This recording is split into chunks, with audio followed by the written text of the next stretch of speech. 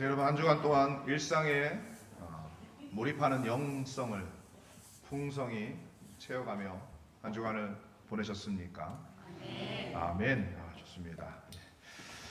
오늘은 성령 강림 주일입니다. 성령 강림 절기의 시작입니다. 여러분, 우리가 성령 하면 우리는 흔히 불같은 성령을 떠올립니다. 그런 성화들이 많죠. 급하고 강한 바람 같은 소리, 불의 혀처럼 갈라지는 불꽃, 방언, 놀라운 은사들. 물론 그것도 성령의 역사입니다. 그러나 성령의 역사는 그런 특별한 현상 속에만 있지 않습니다. 성령은 사람을 비현실적인 사람으로 만드는 영이 아니라 일상 속에서 보통 사람들과 다르게 살아가게 만드는 하나님의 숨결입니다. 오늘날 우리는요, 종종 성령을 오해합니다. 방언하면 성령 받은 사람 같고, 큰 소리로 기도하면 뜨거운 신앙 같고, 무언가 평범하지 않고 비범해야 성령 충만한 것처럼 생각합니다. 그러나 성경이 말하는 성령은요, 아주 일상적인 삶에 대한 것입니다. 여러분, 성령의 9가지 열매. 갑자기 머리가 막 하얘지시. 사랑, 희락, 화평, 오래 참음, 자비, 양선, 충성, 온유, 절제. 할렐루야. 여러분, 이것들은 특별한 능력이 아니라 사람이 사람답게 살아가게 하는 힘입니다. 여러분, 우리가 성령 강림 절기 동안 성령님과 함께 성령의 숨을 쉬는 일상을 살아가시기를 축원합니다. 아멘. 여러분, 신약은 구약의 재현이라는 말이 있습니다. 신약 성경을 보면요, 구약의 말씀들을 인용하는 구절들을 많이 보게 됩니다. 그러니까 구약을 잘 모르면 신약에서 발생하는 사건들이 마음속에 잘 와닿지 않습니다. 이것은요, 역사에 대한 이야기이기도 합니다. 여러분, 역사에 대해 관심이 많으신가요? 지난 주간에 여러분, 참 우리 마음을 아프게 하는 일이 있었죠. 어떤 기업에서 5.18 민주화운동 기념일 당일에 자사 텀블러 이벤트를 진행하는 과정에서 계엄군의 탱크 진압과 박종철 고문치사 사건을 연상시키는 탱크데이, 책상에 탁이라는 문구를 사용했습니다. 1987년 1월 여러분, 22살 대학생 박종철은 경찰 고문 끝에 숨졌습니다. 그리고 권력은 말했죠. 책상을 탁 치니 억하고 죽었다. 한국 현대사에서 가장 악명 높은 거짓말 가운데 하나입니다.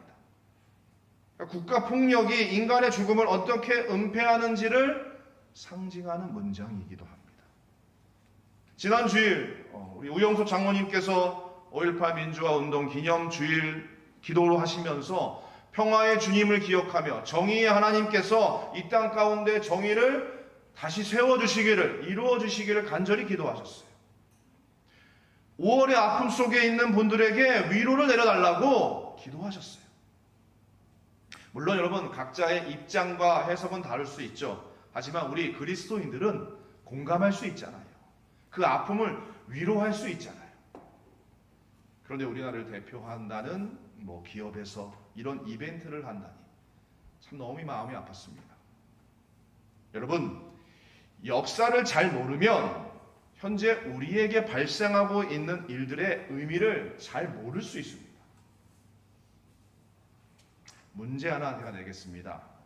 여러분, 정답을 맞추시는 분이 꼭 계시기를 바랍니다. 역사에 관한 문제입니다. 긴장하지 마시고요. 스승의 날이 언제였죠? 5월 15일입니다. 왜 그날인지 아십니까? 네. 네? 네, 뭐죠? 역시 우리 방석교회는 수준이 높습니다. 우리나라의 스승이라면 세종대왕. 세종대왕의 생일입니다. 생일이 5월 15일이에요. 여러분도 이제 역사적인 사실을 하나 알게 되었습니다. 그러니까 이것이 여러분 알매 기쁨이에요. 한국의 그 현대사를 잘 모르면 현재 한국에서 발생하고 있는 일들에 대한 의미를 우리가 잘 모를 수 있습니다. 여러분 우리가 역사에 관련된 그런 프로그램에도 많이 관심을 가지고 많이 보셔야 돼요. 기쁨과 안타까움은요, 그냥 생기는 것이 아니라 역사의 연속성 속에서 생깁니다. 치열하게 싸워왔던 것이 발전되고 해소된 모습을 보이면 기쁜 것이고요. 그렇지 못하면요, 안타까움과 슬픔, 때로는 분노가 차오르는 법이에요. 우리 현대인들의 마음에 기쁨과 슬픔의 감정이 밋밋해진 이유 중에 하나는요, 역사를 잘 모르기 때문입니다. 우리가 하루하루 먹고 살고 힘들다 보니 역사의 흐름에 마음을 들 겨를이 없어요. 여러분 우리가 더욱더 역사에 관심을 가져야 돼요. 제가 역사 얘기 왜 드리냐? 오늘 우리가 성령 강림 절기를 시작하면서 성령 강림 사건에 대한 말씀에 우리가 역사가 연관이 있습니다. 여러분 먼저 성령 강림 사건은요, 우리에게 기쁨입니까? 슬픔입니까? 기쁨이죠. 그리고 기쁨이 되려면 역사를 알아야 합니다. 그러기 위해서 여러분 적어도 3가지의 구약 역사를 알아야 합니다. 첫 번째, 오순절이 무슨 날인지를 알아야 합니다. 여러분 오순절은요, 우리가 보통 77절, 맥추절이라고도 하잖아요. 미래 첫 수확을 하나님께 드리는 날입니다. 이후 유대인들은 모세가 시내산에서 하나님으로부터 율법을 받은 날을 기념하는 날로도 오순절을 지켰습니다. 오순절은요, 기쁨으로 가득 찬 날이에요.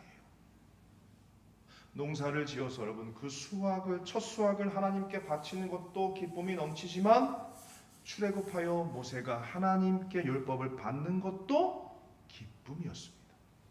그러니까 오순절은요, 축제의 시간입니다. 그러므로 오순절의 역사적 의미를 우리가 깊이 안다면 우리는 성령 강림 사건이 얼마나 기쁜 사건인지를 인식하게 될 것입니다. 그 기쁨을 감추지 못하는 축제의 시간이 바로 성령 강림 절기입니다. 여러분 오순절 사건, 성령 강림 사건이 어떻게 일어나고 있는지 우리가 말씀을 통해 함께 보겠습니다. 우리 1절 말씀 다시 한번 보겠습니다. 사도행전 2장 1절 말씀 함께 읽어볼까요? 오순절 날이 이미 이르매 그들이 다 같이 한 곳에 모였더니. 여기서 여러분 오순절 날이 이미 이르매는 오순절 날이 꽉 찼다는 뜻입니다. 풍선을 생각해 보면 됩니다.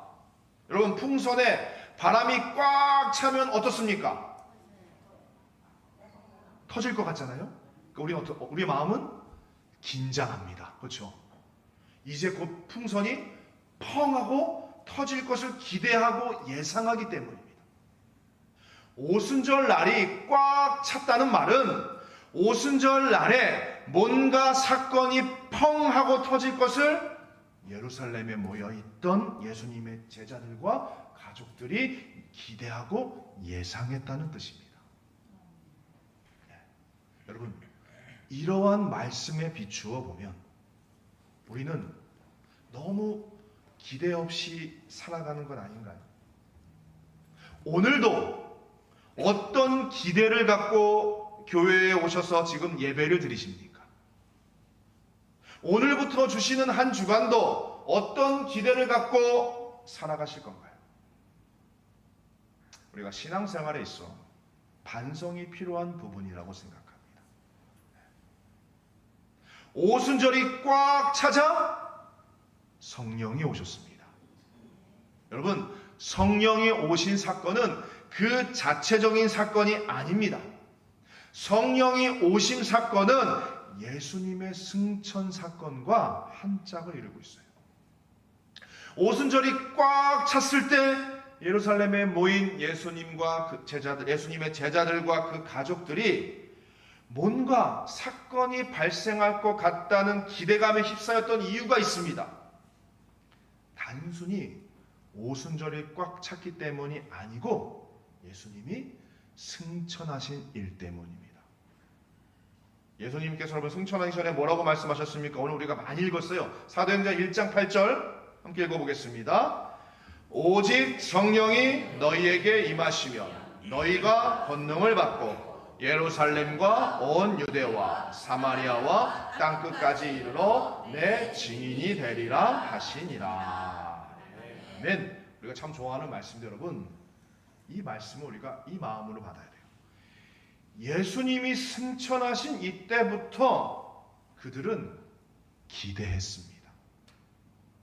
그리고 오순절이 꽉 찼을 때 예수님이 보내시겠다고 약속한 성령이 올 것을 기다렸습니다. 그리고 정말 사건이 펑 하고 터졌습니다. 여러분, 얼마나 기뻤을까요? 우리에게도 이러한 신앙의 기쁨이 있으면 좋겠습니다. 아멘. 약속받고 기대한 것이 실제로 우리의 삶에 펑 하고 터져올 때 얼마나 기쁜가요? 그러기 위해서는 우리가 주님께 소망을 두고 사는 게 중요합니다. 우리가 어떠한 문제 때문에 괴로움 가운데 있는데 또는 괴로움은 아니어도 어떠한 일이 이루어졌으면 좋겠다는 간절한 소망 가운데 있을 때 실제로 우리가 소망하던 것이 삶 속에서 펑 하며 터져 나올 때의 기쁨이란 이루 말할 수 없습니다.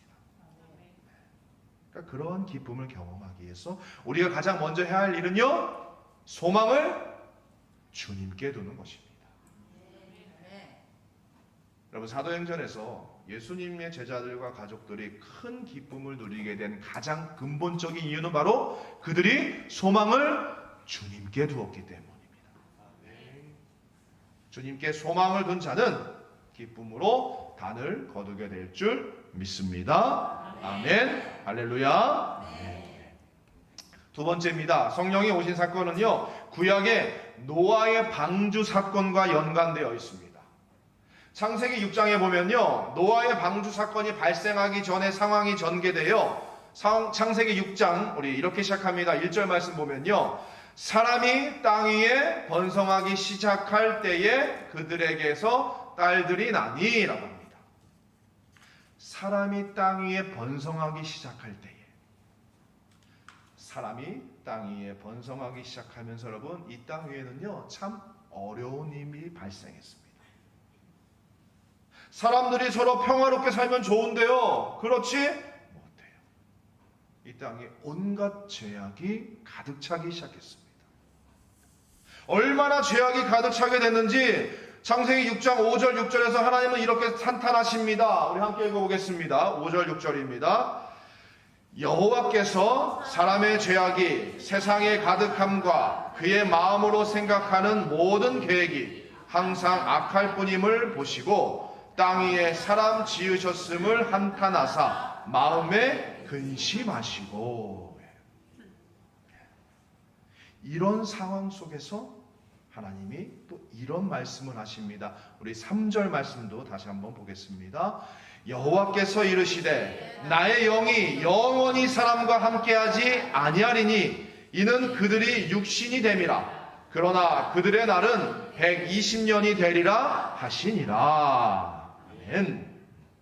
여러분, 노아의 방주 사건, 즉 땅 위에 있던 사람이 모두 멸망을 당하게 되는 사건은 하나님의 영이 사람과 함께하지 않는 것의 상태를 적나라하게 보여주는 사건입니다.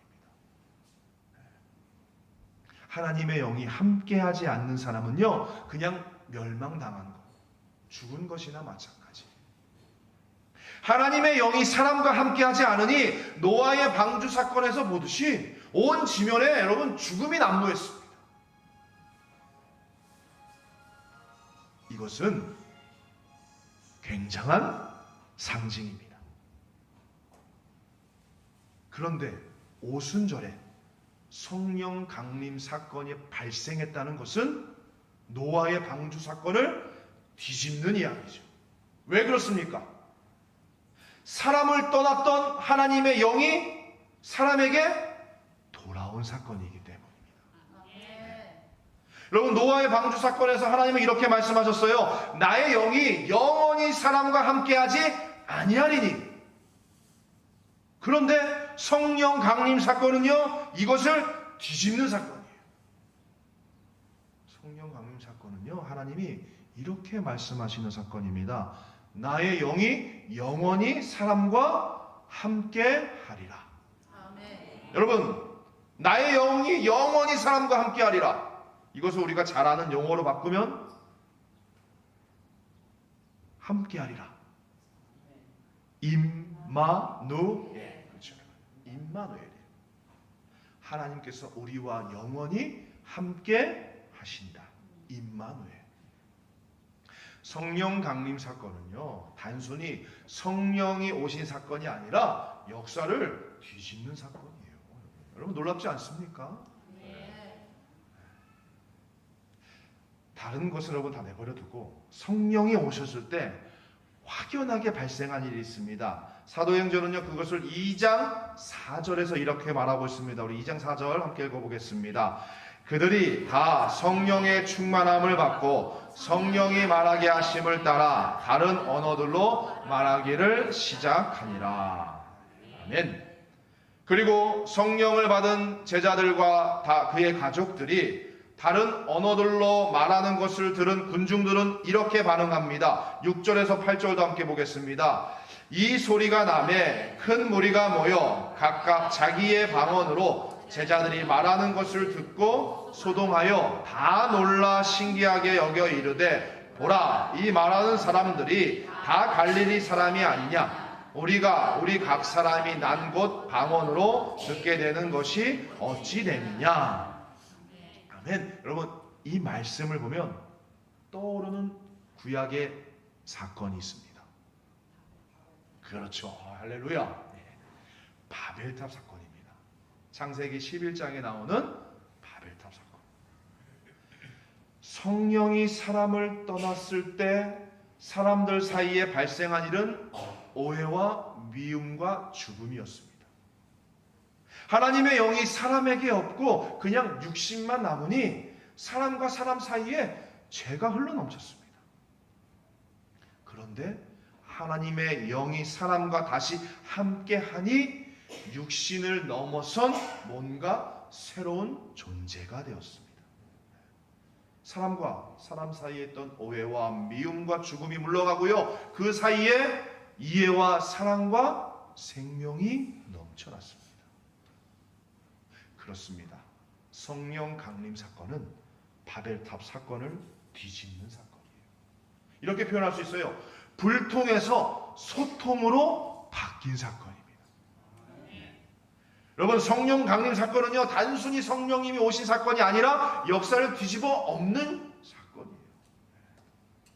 땀 흘려 지은 농사의 수확물을 거두는 것 같은 기쁨에 넘치는 사건이고요, 노아의 방주 사건을 뒤집어 엎는 사건이고, 바벨탑 사건을 뒤집어 엎는 사건입니다.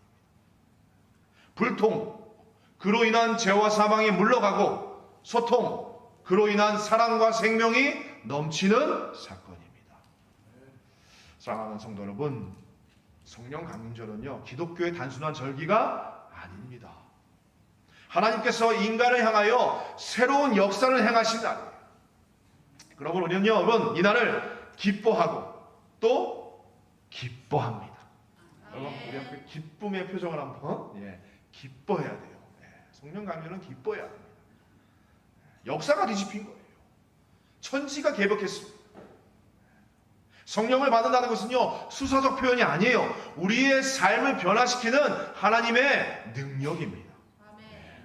여러분, 우리가 삶에서 고통받는 가장 큰 이유는 무엇입니까? 사람과 사람 사이에 있는 불통 때문입니다. 말이 안 통하는 거죠. 서로가 서로를 이해하지 못하니 상대방에 대하여 사랑의 마음을 가질 수 없습니다. 나라가 나라를 서로 이해하지 못하니 상대 나라에 대해서 사랑의 마음을 가질 수 없습니다. 소통하지 못하고 불통만 늘어나니 서로 미워하고 서로 싸우고 서로 죽입니다. 내가 나를 죽이고 내가 상대방을 죽이고 나라가 나라를 죽입니다. 그리고 하나님이 없는 것처럼 죄가 넘치는 세상을 살아갑니다. 우리는 그래서 사는 게 너무 힘듭니다. 성령이 오셨다. 여러분, 이 말은 종교적 구호가 아니에요. 바로 나의 생명을, 우리의 생명을 살리시는 하나님의 능력이 임했다는 것입니다. 구원이 실제로 임했다는 뜻이에요. 삶의 역전이 시작되었다는 뜻이에요. 역사가 바뀌었다는 뜻입니다.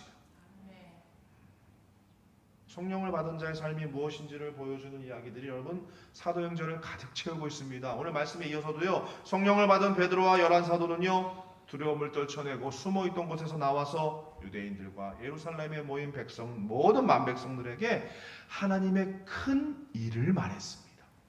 하나님의 큰 일, 예수 그리스도께서 십자가와 부활을 통해서 이루신 일이에요. 그것은 다른 게 아닙니다. 하나님께서 역사를 바꾸셨다는 뜻이에요.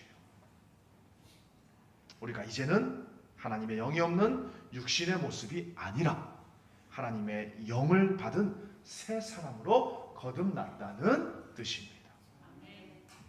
여러분, 불통 가운데 서로 미워하고 죽일 것이 아니라 소통 가운데 서로 사랑하고 생명을 풍성하게 누릴 수 있는 길이 열렸다는 것이에요.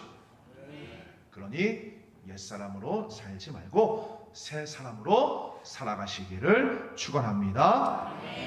그럼 여러분, 우리가 성령 강림 사건이 역사를 어떻게 뒤집어 놓은 것인지를 안다면, 특별히 죄와 죽음이 만연했던 노아의 방주 사건과 불평과 교만과 죄악이 만연했던 바벨탑 사건이 어떻게 뒤집혔는지를 안다면 우리는요 성령을 받은 사람으로서 기쁨 가운데 어떻게 살아가야 하고 어떠한 세상을 만들어야 하는지를 알 수 있습니다. 사랑하는 방석교회 성도 여러분, 성령 강림은 단지 능력의 사건이 아니라 죽음의 역사에서 생명의 역사로 바뀐 사건입니다. 하나님의 영, 그리스도의 영이신 성령이 우리와 영원히 함께 하십니다. 임마누엘 하십니다. 그러니 하나님의 영이 머무는 사람답게 우리가 어디에 있든지 무슨 일을 하든지 어떠한 존재와든지 소통하고 사랑하고 생명을 넘치는 삶을 일구어 가야 합니다. 싸우지 말고 정죄하지 말고 파괴하지 말고 폭력을 행사하지 말고 사랑으로 보듬고 무한히 용서하고 깊이 이해하고 생명을 풍성하게 나눠야 합니다. 이것이 바로 더는 육신으로 숨을 쉬는 것이 아니라 성령으로 숨을 쉬면서 살아가는 그리스도인의 삶입니다. 오늘부터 시작되는 우리 성령 강림 절기 동안 성령의 숨을 쉬는 복된 인생들이 되시기를 주님의 이름으로 축원합니다. 아멘.